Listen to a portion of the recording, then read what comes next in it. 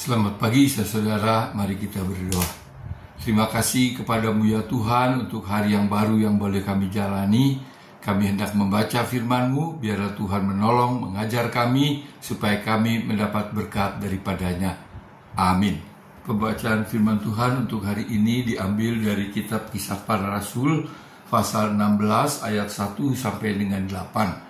Tapi saya hanya akan membacakan ayat 6 dan ayat sampai ayat 8 dari Kisah Rasul 16 yang mengatakan demikian. Mereka melintasi tanah Frigia dan tanah Galatia karena Roh Kudus mencegah mereka untuk memberitakan Injil di Asia. Dan setibanya di Misia, mereka mencoba masuk ke daerah Bitinia, tetapi Roh Yesus tidak mengizinkan mereka. Setelah melintasi Misia, mereka sampai di Troas. Saudara, pembacaan firman Tuhan yang saya bacakan tadi adalah bagian daripada perjalanan Rasul Paulus dalam rangka memberitakan Injil.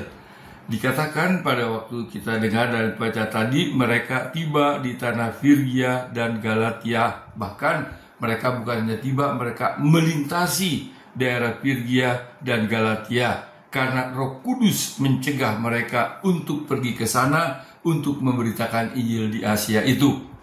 Nah, saudara-saudara, kemudian karena dilarang oleh Roh Kudus, mereka melanjutkan perjalanan sampai mereka di Misia dan maunya juga mereka ke Bitinia, yaitu daerah Asia juga, tetapi dikatakan Roh Yesus tidak mengizinkan mereka sehingga mereka sampai di Troas.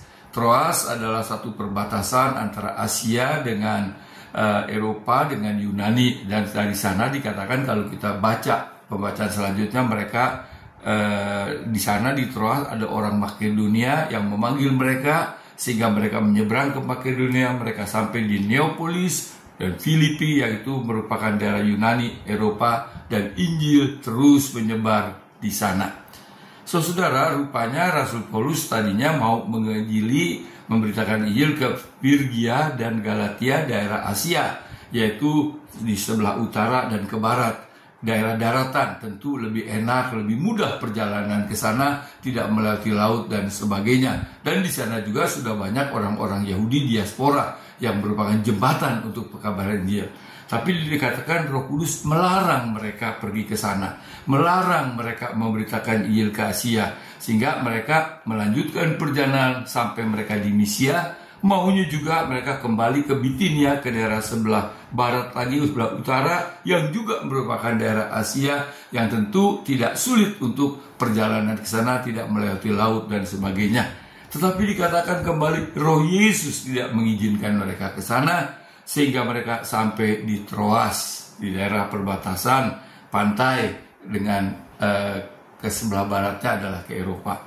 Nah, saudara, pertanyaannya kan, mengapa Roh Kudus ataupun Roh Yesus melarang mereka memberitakan Injil ke sana?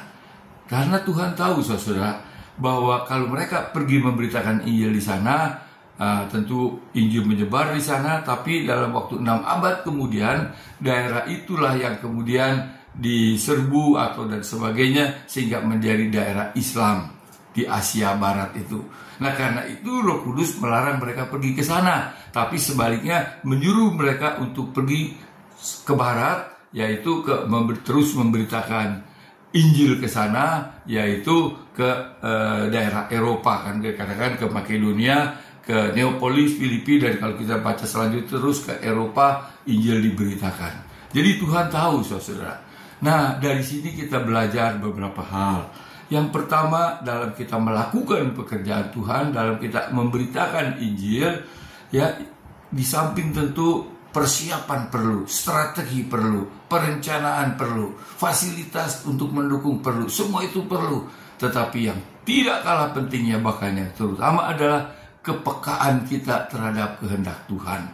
Karena sekalipun segala persiapan telah kita lakukan, segala fasilitas telah dipersiapkan, perencanaan baik, tapi kalau itu bukan kehendak Tuhan, maka tentu Tuhan tidak akan memberkati dan sia-sia.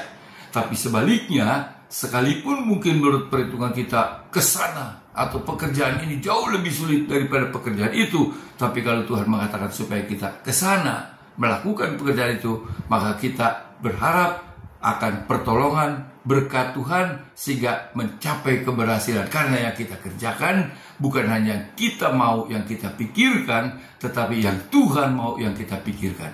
Itulah yang dilakukan Paulus dalam rangka memberitakan dia. Walaupun dipikir baik ke daerah-daerah Asia, perjalanannya tidak sulit menyeberang lautan dan sebagainya, tapi Tuhan tidak mengizinkan mereka ke sana. Sebaliknya Tuhan mengizinkan mereka untuk terus pergi ke arah barat, sehingga Injil dapat diberitakan ke sana, ke Eropa, dan di Eropa itulah kemudian Injil berkembang, dan dari sana kembali diberitakan ke Asia, bahkan ke Afrika, ke Amerika, ke Australia, dan sebagainya.